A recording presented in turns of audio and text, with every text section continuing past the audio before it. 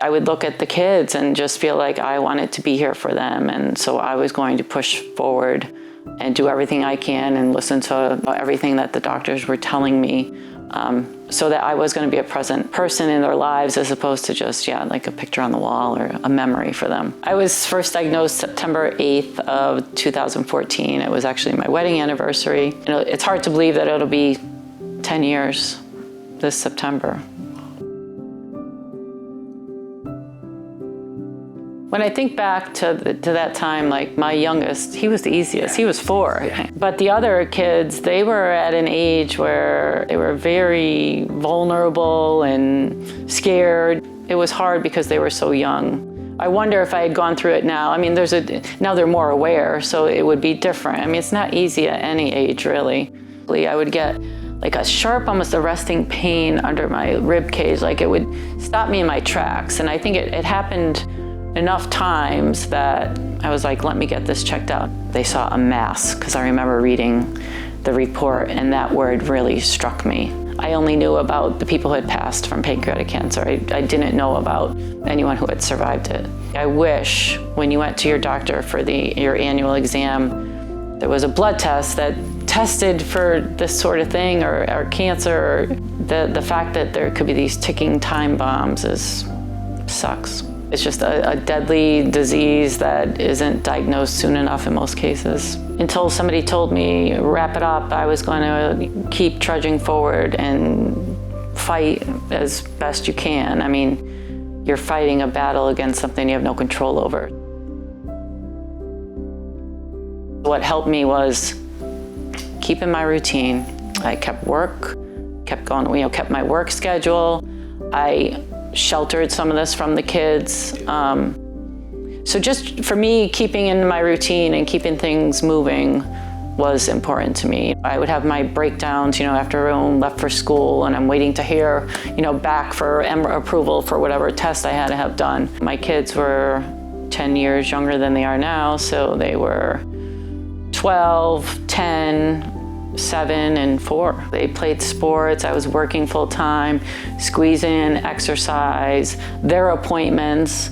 My oldest son has some special needs, so he had extra appointments. Maybe I could have gone a little sooner with that pesky pain. If I had that ultrasound in December of 2013, and I didn't go back to really check this out further until the following year, trying to live as normal of a life as possible during this whole thing.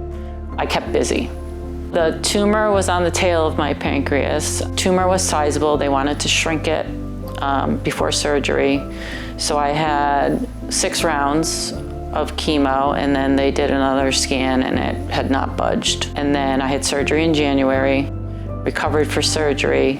Going in, they thought I was stage 2, and then it ended up being 1B. So again, I was taking the wins when I can. And then I had 4 more rounds as cleanup. I finished chemo in May of 2014 and was told I was no evidence of disease at that point.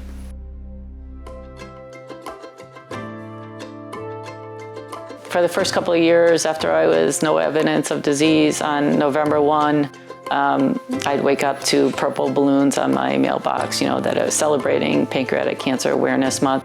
I felt elated. I felt like I was on the other side of it. I felt like I was getting my life back because I had gone through chemo, surgery, and now no evidence of disease. Like it was over. Like the chemo part was over. I felt great. You get very reflective when you're faced with your possible demise.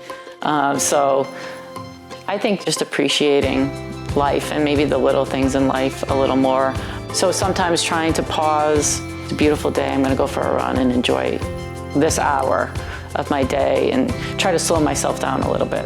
Through this journey of mine, I have become very diligent about, as soon as I have a test done, I'm checking that portal, I'm reading that report, just trying to be a more proactive participant in my own health. I have a wealth of friends from different aspects of my life. I have a couple childhood friends I'm still very close with, my high school friends and my college group of friends, my family, obviously. A friend of mine kind of organized like a support group for me. Like I never went to chemo by myself. I had a different person come with me every time, and it was very nice, and I didn't even have to think about it. And it was as terrible as it was to be there. It was nice to spend time with somebody for a couple hours. Like we went through photo albums and talked about old times. So I do encourage people to, when people ask if they can help, they obviously want to help, and to take that help.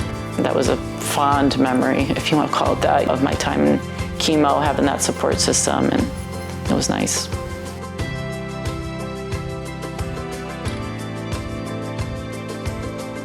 They say stay off the internet, but like I had to educate myself on all this, and to be able to know what questions to ask. So my personality is I want to know what to expect. So for me it was, how am I going to feel? What should I do if I feel this way?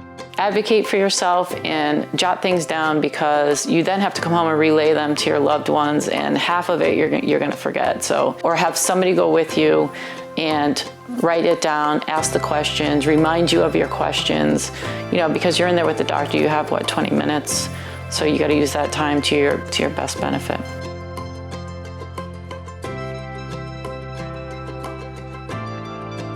I felt great about 5 years.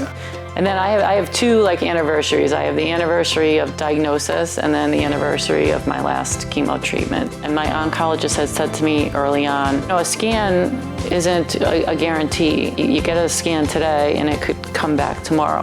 That validation that things are still okay is important to me. So I don't dislike going for scans. Sometimes I worry a little bit about the radiation and that sort of thing, but to me it's comforting knowing that I had a scan and today I'm good. But it's funny, I don't go out of my way to tell them when I'm having a scan. Every time I have to go for a scan, I'm like, hopefully nothing's gonna come up.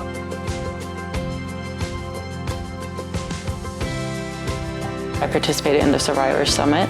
That sense of community and like-minded people and people who understand what you're going through just feels like a really great support system for me. So I love to participate in anything I can, for that sense of it, that sense of belonging and camaraderie.